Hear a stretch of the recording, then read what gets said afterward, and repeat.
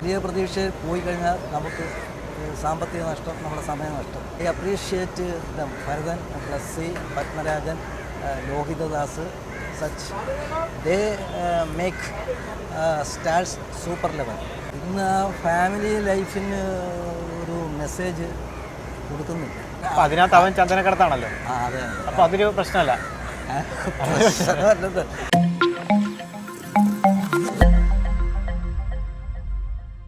ഏവർക്കും സിനി ലോഞ്ചിൻ്റെ മറ്റൊരു വീഡിയോയിലേക്ക് സ്വാഗതം.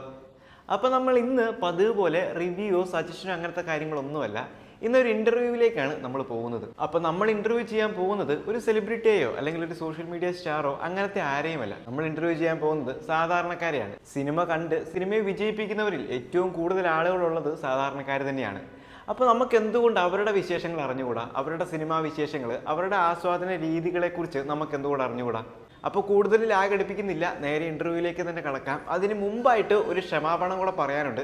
കാരണം ആദ്യത്തെ ഒരു അറ്റംപ്റ്റ് ആയതുകൊണ്ട് തന്നെ ചെറിയ രീതിയിലുള്ള, ചെറിയതല്ല ഇച്ചിരി വലിയ രീതിയിലുള്ള നോയ്സ് എല്ലാം കയറി പിടിച്ചിട്ടുണ്ട്. അപ്പോൾ അതിന് നേരത്തെ തന്നെ ഒരു മാപ്പ് ചോദിക്കുകയാണ്. അത്ര സജ്ജീകരണങ്ങൾ എടുക്കാൻ പറ്റിയില്ല. അടുത്ത തവണ അതിനെ മറികടന്ന് നല്ല രീതിയിൽ തന്നെ നമ്മുടെ വീഡിയോ എത്തുന്നതായിരിക്കും. അതിനോടൊപ്പം പറയേണ്ട മറ്റൊരു കാര്യം കൂടിയുണ്ട്. നമ്മൾ ഇൻ്റർവ്യൂ ചെയ്യുന്നത് ഒരു സാധാരണക്കാരനെ ആയതുകൊണ്ട് തന്നെ അദ്ദേഹത്തിൻ്റെ ജീവിതത്തിലെ പല പ്രശ്നങ്ങളും കാര്യങ്ങളൊക്കെ കടന്നു പോകുന്ന സാഹചര്യമായിരിക്കാം. അതിനിടയിലായിരിക്കാം നമുക്കൊരു അല്പസമയം തന്നത്. അപ്പോൾ നമ്മളാൽ അദ്ദേഹത്തിന് വേദന ഉണ്ടാക്കുന്ന ഒന്നും ചെയ്യാതിരിക്കാനായിട്ട് ശ്രമിക്കുക. അപ്പോൾ അത്രേ പറയാനുള്ളൂ. നമുക്ക് നേരെ വീഡിയോയിലേക്ക് കിടക്കാം. ചേട്ടൻ്റെ പേരെന്താ? എൻ്റെ പേര് രാജൻ. ഇപ്പോൾ ഇറങ്ങുന്ന സിനിമകൾ ചേട്ടൻ കാണാറുണ്ടോ? ഈ അടുത്തിടെ ഒരു ടൈം പാസിന് വേണ്ടി, ജീവിതത്തിൻ്റെ ഒരു വിരസത മാറ്റാൻ വേണ്ടിയുള്ള ഒരു പ്രതീക്ഷയിലാണ്. വലിയ പ്രതീക്ഷയിൽ പോകാറുണ്ട്. വലിയ പ്രതീക്ഷയിൽ പോയി കഴിഞ്ഞാൽ നമുക്ക് സാമ്പത്തിക നഷ്ടം, നമ്മുടെ സമയ നഷ്ടം. അങ്ങനെ അടുത്ത ഇവിടെ കണ്ടത് അമരൻ കണ്ട്. പിന്നെ അതിന് ലേറ്റസ്റ്റ് ആയിട്ട് അമരന് ശേഷം വേറൊരു പടങ്ങൾ കണ്ടു. ഷെണായിസിലോടുന്ന പഴയ പടമൊക്കെ പെട്ടെന്ന് ഓർക്കും. മലയാള സിനിമ എന്ന് പറഞ്ഞാൽ ഞാൻ ഇഷ്ടപ്പെട്ടു പോയത് ഗോഡ് ലൈഫാണ്, ആടുജീവിതം. അതിന് അങ്ങനെയുള്ളത് പെട്ടെന്ന് നമ്മൾ സ്ട്രൈക്ക് ചെയ്യും. Blessy such directors are great. I appreciate dum. Bharathan, Blessy, Padmarajan, Lohithadas, such they make stars super level. അപ്പോൾ ചേട്ടൻ്റെ ആ ഒരു ജനറേഷൻ മാറിയിട്ടാണ് ഇപ്പോഴത്തെ ജനറേഷനിൽ വരുന്ന സിനിമകൾ എന്ന് തോന്നുന്നുണ്ടോ?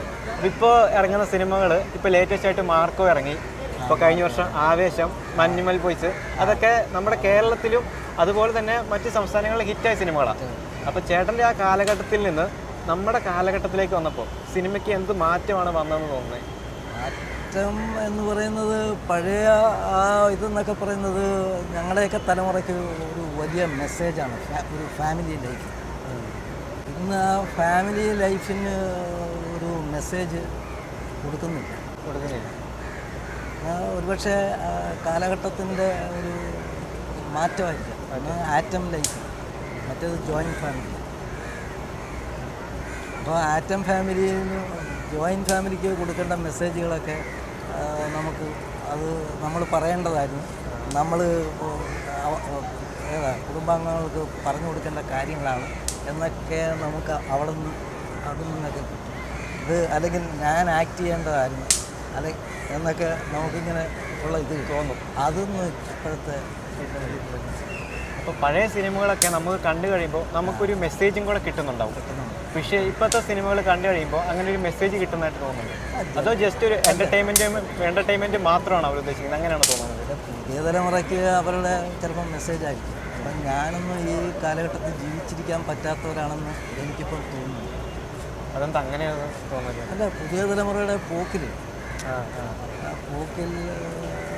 പണ്ടെന്നൊക്കെ പറയുന്നത് നമ്മൾ പിന്നെ അച്ഛൻ, അമ്മ അല്ലെങ്കിൽ അമ്മാവന്മാർ അവരെയൊക്കെ അനുസരിക്കുകയും അതനുസരിച്ച് നമ്മൾ മാറുകയും ചെയ്തു.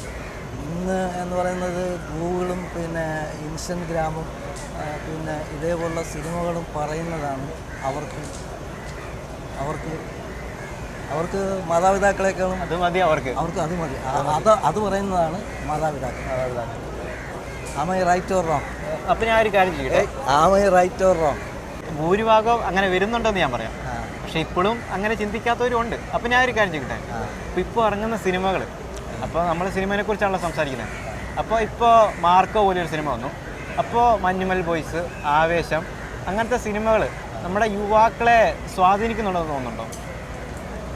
സ്വാധീനിക്കുന്നുണ്ട്. നമ്മൾ കാലത്തിനനുസരിച്ച് നമ്മൾ ഞങ്ങളെ ഒന്നും സങ്കല്പത്തിൽ വിചാരിക്കാത്ത ഈ ജെറ്റ് വിമാനത്തിൻ്റെ വേഗതയിലുള്ള സ്പീഡ് നമ്മുടെ ജീവിതത്തിൽ സംഭവിക്കുന്നു. അതൊരു പക്ഷേ ഇതൊക്കെ അവരെ സ്വാധീനിക്കാം. ഇപ്പോൾ ഞാനിപ്പോഴും ഇതാണ് ഉപയോഗിക്കുന്നത്. അവിടെ ഞാനെന്ന് പറഞ്ഞാൽ എൻ്റെ അന്നത്തെ ഞാൻ പറഞ്ഞിട്ടുള്ള എൻ്റെ എക്സ്പീരിയൻസും എൻ്റെ ഡയറക്ടേഴ്സും അങ്ങനെയുള്ള മെസ്സേജും ഒക്കെ ഞാൻ പറഞ്ഞെങ്കിലും ഞാൻ മോശമാണെന്ന് എനിക്കിപ്പം ഇത് ഉപയോഗിക്കുമ്പോൾ എനിക്ക് തോന്നുന്നു. അതെന്തുകൊണ്ട് അങ്ങനെ ഒരു ഇതിലേക്ക് പറഞ്ഞാൽ അതിനനുസരിച്ച് മാറി. ഞാനിപ്പം ജോയിൻറ്റ് ഫാമിലി എന്ന് പറഞ്ഞാൽ അവിടെ ഒരു വീഡിയോ ഞാൻ വെച്ചു. ആറ്റം ഫാമിലിക്ക് ഞാനൊരു വീഡിയോ വെച്ചു. വീഡിയോ വെച്ച് റെക്കോർഡ് ചെയ്യുന്നുണ്ട്. കുഴപ്പമില്ല, പറഞ്ഞോ. അല്ല, വീഡിയോ വെച്ച് എന്നാലും സ്വന്തമായിട്ട് അത് ചെയ്തതിൽ എനിക്കൊരു വലിയൊരു അഭിമാനമുണ്ട്. അപ്പം ഞാൻ ചോദിക്കുന്നത്, പണ്ട് സാറ് നേരത്തെ പറഞ്ഞതുപോലെ സാറിൻ്റെ ഇഷ്ടപ്പെട്ട ഡയറക്ടേഴ്സ് ജോതിദാസ്, ഭരതൻ, അവരെ പോലുള്ള ആളുകളാണ്, പത്മരാജൻ. അപ്പോൾ അവരിൽ നിന്നും ഇപ്പോഴത്തെ ഒരു ജനറേഷനിലെ ഡയറക്ടേഴ്സിലേക്ക് വന്നപ്പോൾ സിനിമയുടെ കഥയ്ക്കാണെങ്കിലും മേക്കിങ്ങിലാണെങ്കിലും ആ ഒരു പഴയ ഓഡിയൻസിനെ രസിപ്പിക്കാൻ ഇപ്പോഴത്തെ പുതു സംവിധായകർക്ക് സാധിക്കുന്നുണ്ടോ? ഇപ്പോൾ സാർ അവസാനമായിട്ട് കണ്ട അമരം കണ്ടു, അപ്പോൾ നേരത്തെ ആടുജീവിതം കണ്ടു എന്ന് പറഞ്ഞു, ബ്ലസ്സിയുടെ. അപ്പോൾ അത് മാറ്റി നിർത്തിയാൽ ഇപ്പോൾ ആവേശം, മഞ്ഞുമൽ ബോയ്സ്, മാർക്കോ, അതുപോലെയുള്ള സിനിമകളൊക്കെ വന്നു. അപ്പോൾ ജനറേഷൻ ഗ്യാപ്പ് അവിടെ ഭയങ്കര പ്രകടമാണല്ലോ. അപ്പോൾ ഇപ്പോഴത്തെ സംവിധായകർക്ക് ആ ഒരു പഴയ ഓഡിയൻസിനെ കൂടെ തിരിച്ച് തിയേറ്ററിലേക്ക് കൊണ്ടുവരാൻ സാധിക്കുന്നുണ്ടോ? അതിന് പറ്റുന്ന ഡയറക്ടേഴ്സ് ഉണ്ട്. റോഷൻ ആൻഡ്രൂസ്, പിന്നെ അങ്ങനെയുള്ള എനിക്ക് പെട്ടെന്ന് ന്യൂ ജനറേഷൻ ഡയറക്ടേഴ്സ്, റോഷൻ ആൻഡ്രൂസിൻ്റെ അത് പുതിയ ജനറേഷനനുസരിച്ച് അവർ പല പടങ്ങളും ഇങ്ങനെ ഫ്ലോപ്പായി പോകുന്നുണ്ട്. പിന്നെ ഇപ്പോഴുള്ള ഒരു ഇതാണ് അതിനകത്തെന്ന് പറയുന്നത് വേറൊന്നുമില്ല. അവർ ഈ ന്യൂ ജനറേഷൻ്റെ ട്രെൻഡ് ശരിക്കും അവർക്ക് ഉൾക്കൊള്ളാൻ പറ്റുന്നില്ല. ഇപ്പോൾ സാറ് വഴിക്കൂടെ നടന്നു പോകുമ്പോൾ പുതിയ സിനിമകളുടെ പോസ്റ്ററൊക്കെ വഴി സൈഡിലൊക്കെ കാണുന്നുണ്ട്. അപ്പോൾ അതൊക്കെ കാണുമ്പോൾ ആ സിനിമകൾ കാണാനുള്ള താല്പര്യം വരുന്നുണ്ട്. ഇപ്പോൾ പഴയൊരു കാലഘട്ടത്തിലേക്ക് നോക്കുകയാണെങ്കിൽ ഇപ്പോൾ പഴയ പോസ്റ്ററൊക്കെ കാണുമ്പോൾ മമ്മൂട്ടി തോക്കും പിടിച്ച് നിൽക്കുമ്പോഴോ അല്ലെങ്കിൽ മോഹൻലാൽ ഇങ്ങനെ മീശ വെച്ച് നിൽക്കുമ്പോഴോ അത് തിയേറ്ററിൽ പോയി കാണണം എന്നുള്ളൊരു ചിന്ത വരും. അതിൻ്റെ കൂടെ നമ്മൾ ഡയറക്ടേഴ്സിൻ്റെ പേരും പിന്നെ മോഹൻലാൽ മമ്മൂട്ടി പോലുള്ള ആണെങ്കിൽ നമുക്ക് ആ ഒരു ത്വര വരില്ല കാണാൻ. ആവനാഴി, പിന്നെ എന്താ മോഹൻലാലിൻ്റെയും ഇദ്ദേഹത്തിൻ്റെയും ശ്രീനിവാസൻ്റെയും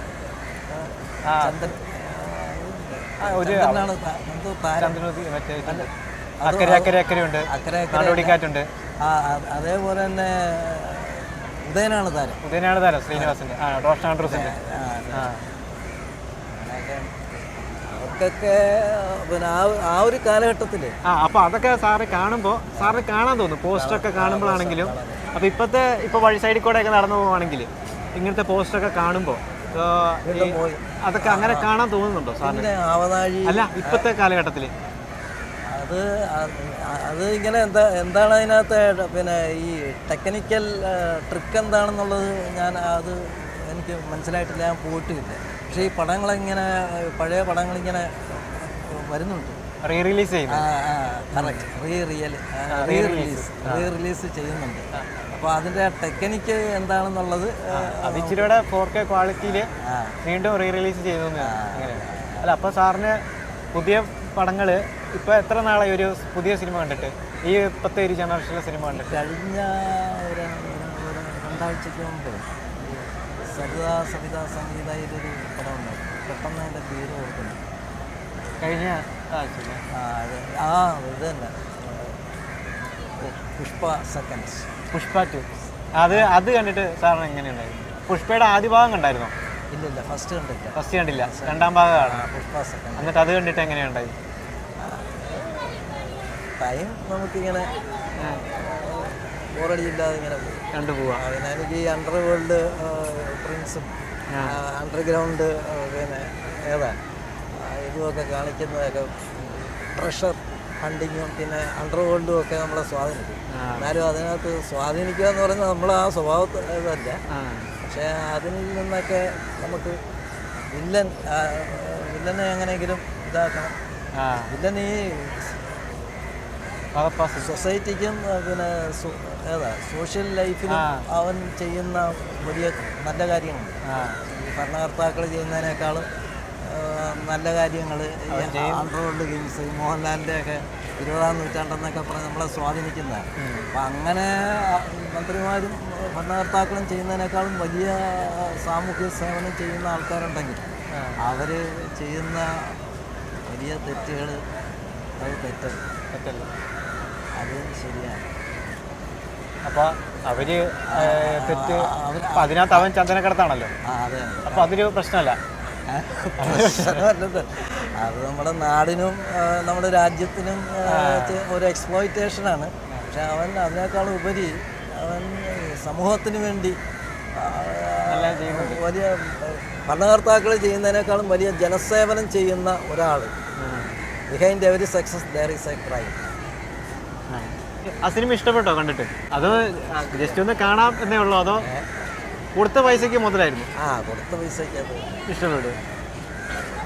ഈ സാറിന് തോന്നുന്നുണ്ടോ ഈ ഒരു കാലഘട്ടത്തിൽ ഇപ്പോൾ പണ്ടത്തെ ഒരു ലോഹിതദാസ് സാറിൻ്റെ കാലത്തുണ്ടായിരുന്ന മോഡലുള്ള സിനിമകൾ ഈ ഒരു കാലഘട്ടത്തിൽ വന്നാൽ വിജയിക്കുമെന്ന് തോന്നിയിട്ടുണ്ടോ? ഇപ്പോഴത്തെ ഓഡിയൻസ് അത് അക്സെപ്റ്റ് ചെയ്യുമെന്ന് സാറിന് തോന്നുന്നുണ്ടോ? കാലം അത് ചിലപ്പം തോന്നണമെന്നില്ല. ഇപ്പോൾ ഒരു ആവനാഴി പോലത്തെ ഒരു സിനിമ ഇന്ന് വന്നാൽ അത് സക്സസ് ആവുമോ? നമുക്ക് വിശ്വസിക്കാൻ പറ്റത്തില്ല.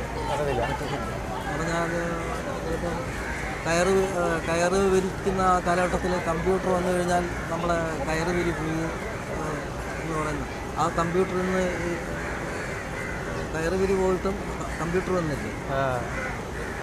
അങ്ങനെയുണ്ട്. അപ്പോൾ അങ്ങനത്തെ ഒരു സിനിമ വന്നാൽ ഇപ്പോൾ വന്നിട്ട് കാര്യമില്ല. ഇപ്പം വന്നിട്ട് അത് പക്ഷേ സാറിന് ആഗ്രഹമുണ്ടോ അങ്ങനത്തെ സിനിമ വരണമെന്ന്? ഒരു ലോഹിതദാസിൻ്റെ ഒരു ഭരതൻ്റെ ചിത്രം പോലെ ഒരു സിനിമ, അല്ലെങ്കിൽ അങ്ങനത്തെ ഒരു സിനിമ ഈ ഒരു ജനറേഷനിലെ ആൾക്കാർ കാണണമെന്ന് സാറിന് ആഗ്രഹമുണ്ടോ? പുതിയ തലമുറ ആഗ്രഹിച്ചിട്ട് കാര്യമില്ലോ, കാരണം അവർ കൂടുതൽ കാണണമല്ലോ. അവരുടെ ആ ട്രെൻഡിനനുസരിച്ചുള്ളതായിരിക്കണം. അപ്പം ഞാൻ എൻ്റെ മക്കളോട് നിങ്ങൾ ഇന്ന സിനിമ കാണുന്നൊക്കെ പറഞ്ഞു കഴിഞ്ഞാൽ അവർ ചിരിക്കും. നമ്മൾ പഴഞ്ച് പറഞ്ഞ മനസ്സിലായി. അപ്പോൾ അവരുടെ ആ ട്രെൻഡ് മാറിയപ്പം നമ്മൾ അതിനനുസരിച്ച് നമുക്കത് പെട്ടെന്ന് അങ്ങോട്ട് മാറാൻ പറ്റും.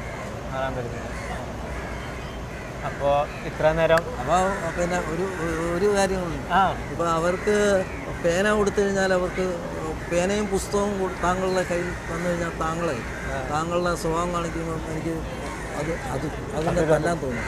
താങ്കൾക്ക് ഒരു ലാപ്ടോപ്പോ കീബോർഡോ തന്നാൽ താങ്കൾ നമുക്ക് ഒരു മോൾ അതേപോലെ അവരുടെ സിനിമകൾ പേനയും നല്ലൊരു ബുക്കും. പഠിക്കാൻ പോകുന്നവന് ഒരു രക്ഷകർത്താവ് അല്ലെങ്കിൽ ഒരു അധ്യാപകൻ പറയുന്ന നീ ഒരു നല്ല സ്റ്റുഡൻ്റ് ആകണമെങ്കിൽ പെൻ നോട്ട്ബുക്ക്.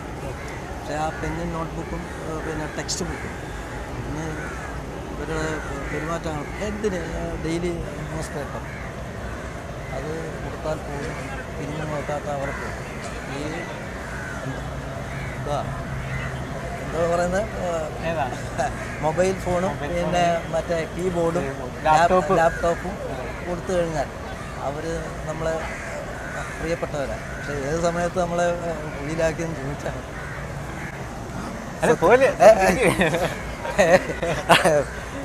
അങ്ങനെ. അപ്പോൾ അതൊരു നല്ല ഉദാഹരണമായിരുന്നു പറഞ്ഞത്. പെട്ടെന്ന് നമുക്ക് തിരിച്ചറിയാൻ പറ്റും, ജനറേഷൻ ഗ്യാപ്പ് നമുക്ക് മനസ്സിലായി. അപ്പോൾ ഇത്രയും നേരം സാറിൻ്റെ ആ ഒരു കാര്യങ്ങൾ നമ്മുടെ മുമ്പ് ഇരിക്കുന്ന അപ്പോൾ ഇത്ര എൻ്റെ പേഴ്സണൽ കാര്യം ഒരിക്കലും ഇടൂല, ആ ഒരു കാര്യം ഇടൂല, സിനിമ മാത്രമേ ഇടുള്ളൂ.